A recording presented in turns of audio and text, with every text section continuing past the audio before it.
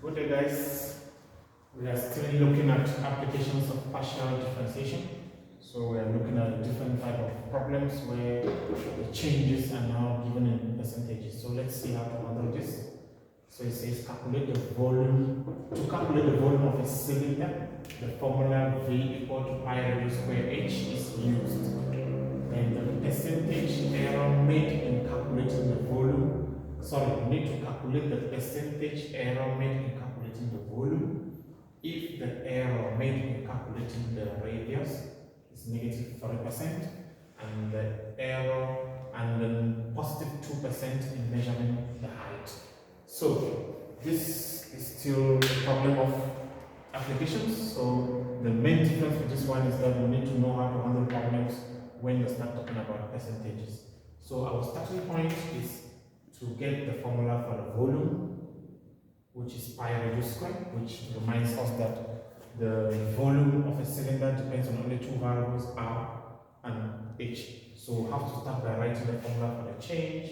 The formula for the change will be the partial derivative of v with respect to the radius times change in the radius plus the partial derivative of the volume with respect to the height times the change in the height.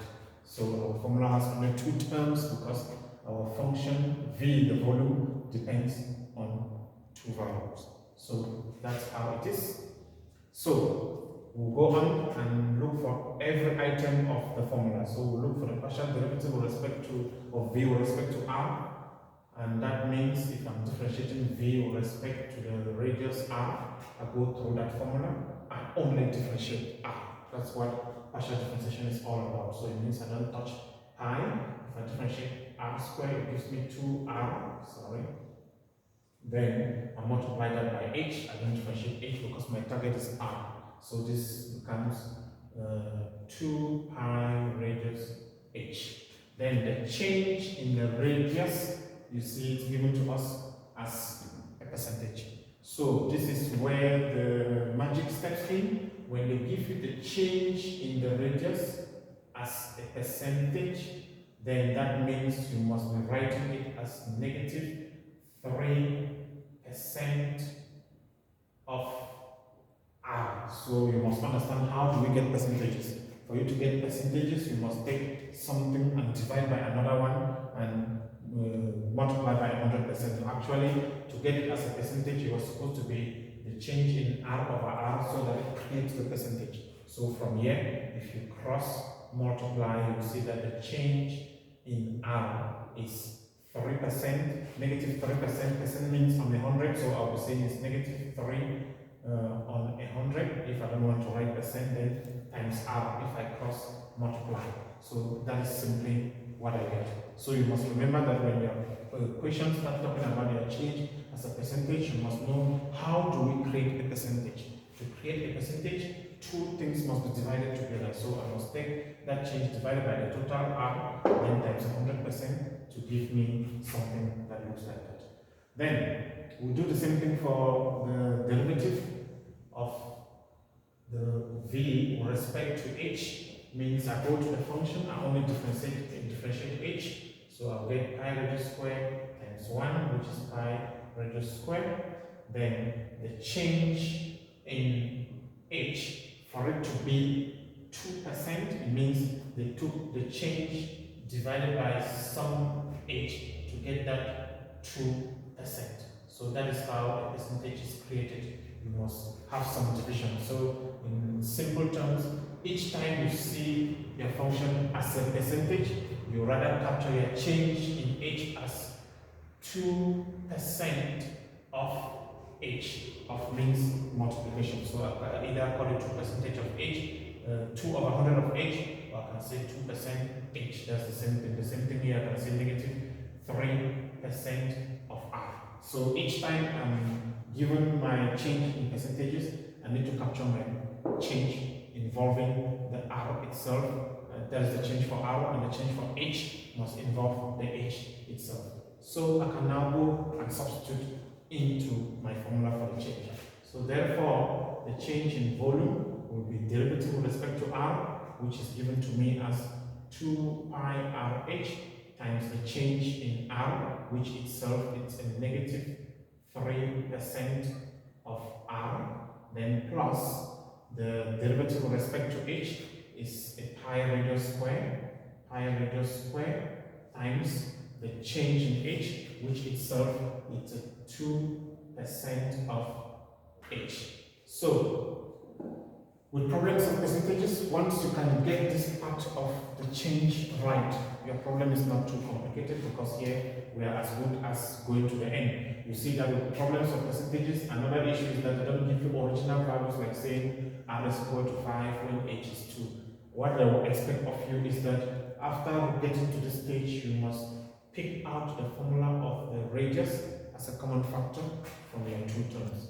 If you look at the first term, you see that we've got pi radius square, which is the formula for the volume solid. You see pi radius square. So if you didn't capture the change in r, in terms of r, you will not be able to get the pi radius square. So if I pick out pi radius square as a common factor from the first term, you see pi radius square, I'm left with 2 times negative 3%, that will be negative 6%. Then plus, if I pick pi radius square h from here, I'm only left with 2%. So in this case, pi radius square becomes your v, as you can see there. Then 2% minus 6% is a negative 4%. So in other words, we are saying that the change in volume as a percentage is negative 4%. I hope you know why I'm writing it like this. I divide both sides by v, because as I've told you earlier, when they give a change in terms of a percentage, it means it is divided by something to create a percentage. So once I pick out the original formula from my equation as a common factor, that will become my v, then I divide both sides by v. I see that my change in volume is actually a decrease. So guys, that is all about that one. So let's see if we can do the same thing for the next problem. Question number 2. It's also in terms of percentages. So I'll go through it and we'll pick out what is important.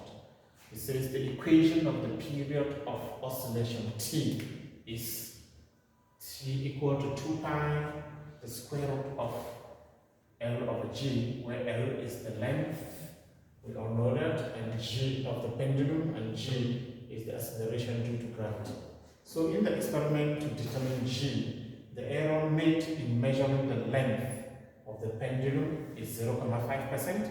So the error made in L is 0.5%, and the error made in measuring T is 0.3%. We need to calculate the percentage error made in the calculation of G.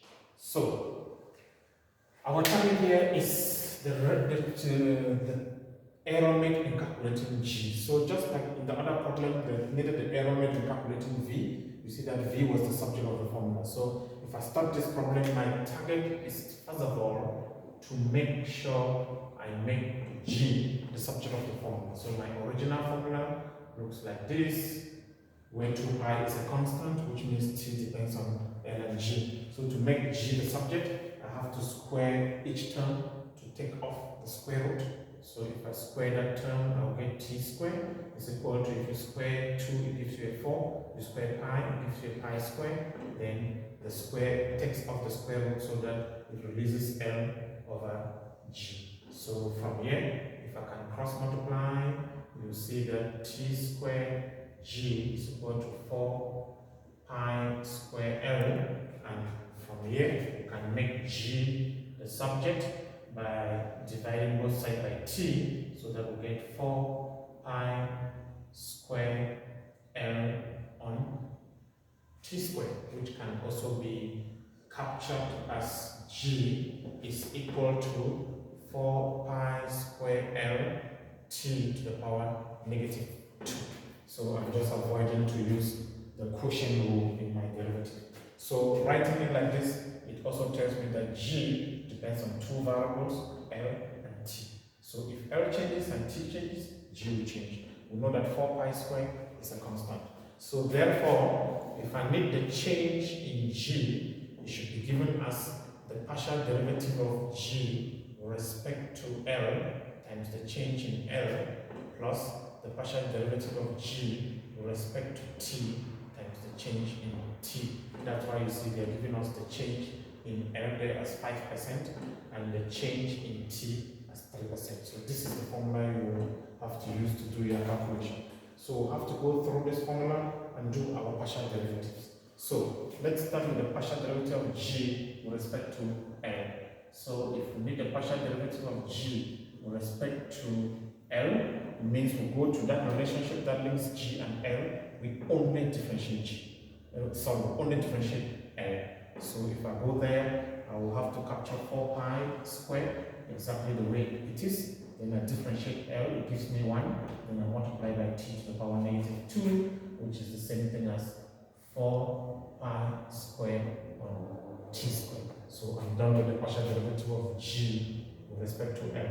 Then the next thing is the change in L. The change in L, you see, it's a percentage. So from what I've told you now earlier, if your answer is a percentage, it means you must capture it as 0.5% of L, so that you don't get into any difficulties when you are substituting into the final formula. That is what the meaning of percentage is. So we are now moving to the partial derivative of g with respect to t. The partial derivative of g with respect to t means I must go to the function linking g and t, only differentiate t. So if I leave my relation like that, I will need the quotient rule, but if I take it up, I will not need that. So if I'm differentiating that, it means I'll capture 4 pi squared L the way it is. I get 4 pi square L, then I only differentiate t because that is my target. If I differentiate that, I'll get negative 2t to the power negative 3, which will simplify as 4 pi square L.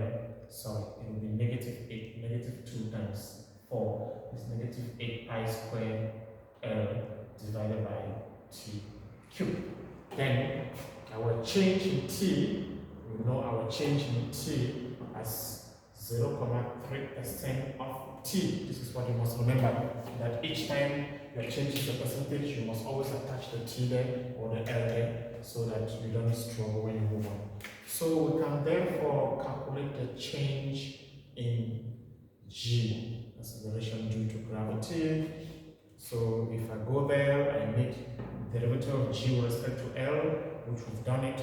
It's 4 pi squared over t squared, then multiplied by the change in L, which itself is 0.5% of L, then plus, and then take the derivative of g with respect to t.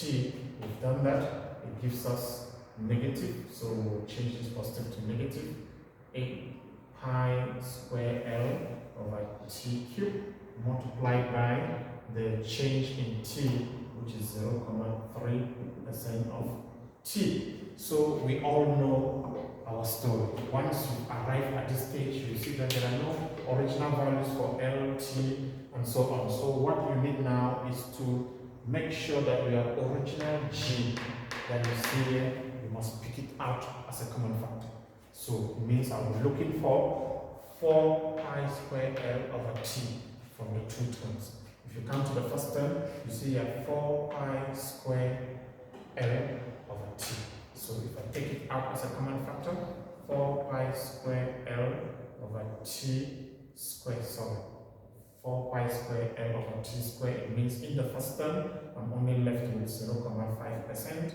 Then if I go to the second term, and I pick out 4 pi square L, don't forget 8 is like 4 times 2. So it means if I take out 4 pi square L over t squared, you see that this t will reduce t cubed to t squared.